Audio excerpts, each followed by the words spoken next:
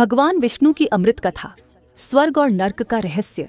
प्राचीन काल में जब पृथ्वी पर धर्म और अधर्म का संतुलन बनाए रखने के लिए देवता और असुरों के बीच निरंतर संघर्ष चलता रहता था, तब मानव भी अपने जीवन में शुभ और अशुभ कर्मों के प्रभाव को लेकर भ्रमित रहता था। कौन स्वर्ग जाता है और कौन नर्क? अच्छे और बुरे कर्मों का वास्तविक फल क्या होता है? यही प्रश्न एक बार महर्षि नारद के मन में भी उठा।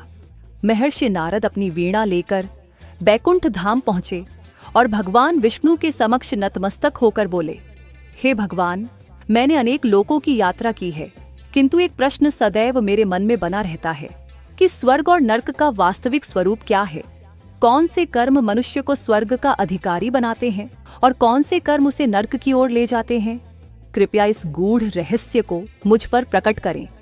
भगवान विष्णु मंद मंद मुस्कुराए और बोले, नारद, तुम्हारा प्रश्न अत्यंत महत्वपूर्ण है। इसे केवल वचन से नहीं बल्कि प्रत्यक्ष अनुभव से समझाया जा सकता है। आओ मैं तुम्हें स्वर्ग और नर्क का रहस्य दिखाता हूँ। भगवान विष्णु के साथ नर्क की यात्रा। भगवान विष्णु ने अपनी दिव्य शक्ति से एक प्रकाशमयी मार्ग प्रकट किया और नारद मुनि को अपने साथ नर्क की ओर ले चले। जैसे ही वे यमलोक पहुंचे, नारद ने वहां की भयावह स्थिति को देखा। चारों ओर घोर अंधकार था, भयंकर गर्मी थी और यमदूत कड़क आवाज में पापियों को उनके कर्मों का दंड दे रहे थे। हर तरफ चीख पुकार थी।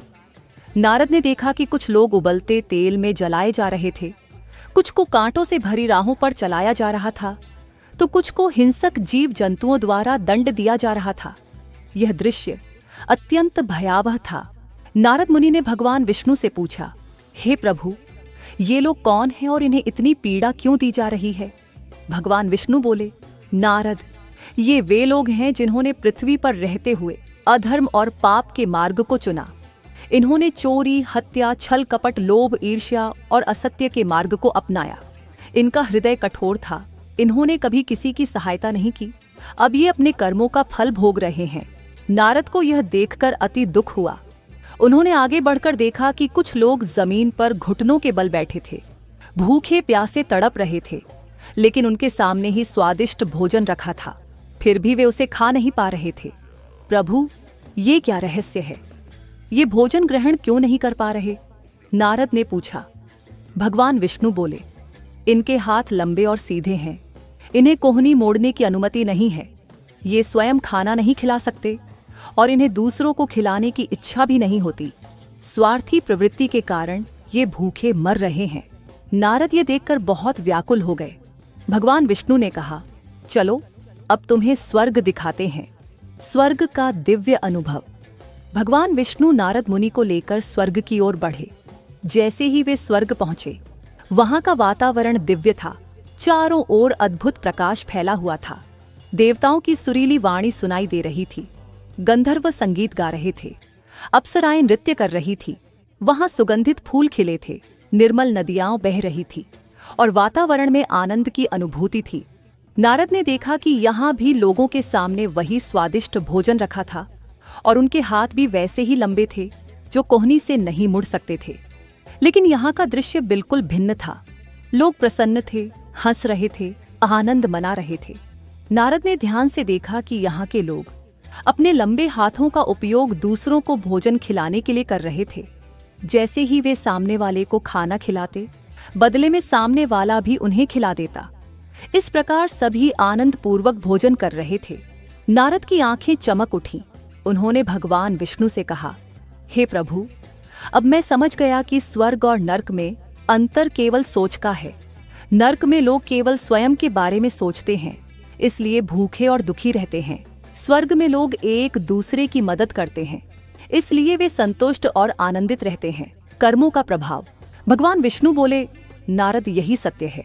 स्वर्ग और नर्क कोई भौतिक स्थान नहीं बल्कि मनुष्य की आत्मिक स्थिति है। जो व्यक्ति प्रेम, सेवा, दया और सत्य के मार्ग पर चलता है, वह जीवन में ही स्वर्ग का अनुभव करता है। जो व्यक्ति स्वार्थ, घृणा, क्रोध और पाप के मार्ग को अपनाता है, वह अपने जीवन को ही नर्क बना लेता है। नारद मुनि ने भगवान विष्णु को प्रणाम किया और बोले, हे प्रभु, आज आपने मुझे स्वर्ग और नर्क का वास्तविक रहस्य समझाया। अब मैं यह ज्ञान पूरे संसार में फैलाऊंगा ताकि लोग सच्चे धर्म और अच्छे कर्मों का पालन करें। भगवान विष्णु ने नारद को आशीर्वाद दिया और कहा, जाओ, यह संदेश फैलाओ कि स्वर्ग और नर्क कोई दूर की चीज नहीं, बल्कि हर व्यक्ति के कर्मों के अनुसार उसका जीवन स्वयं स्वर्ग या नर्क बन जाता है। यह कथा हमें यह सिखाती है कि स्वर्ग और नर्क कोई बाहरी स्थान नहीं है, बल्कि हमारे कर्मों और विचारों पर निर्भर करते हैं। यदि हम प्रेम, दया, सहयोग और परोपकार के साथ जीवन जीते हैं तो हम इसी पृथ्वी पर स्वर्ग का अनुभव कर सकते हैं। लेकिन यदि हम स्वार्थ, घृणा और पाप में लिप्त रहते हैं तो हमारा जीवन नर्क के समान दुखदाई बन जाता है। तो आइए हम अपने कर्मों को सुधारें, दूसरों की मदद करें, सत्य और धर्म के मार्ग पर चलें और इस धरती को ही स्वर्ग बना दें।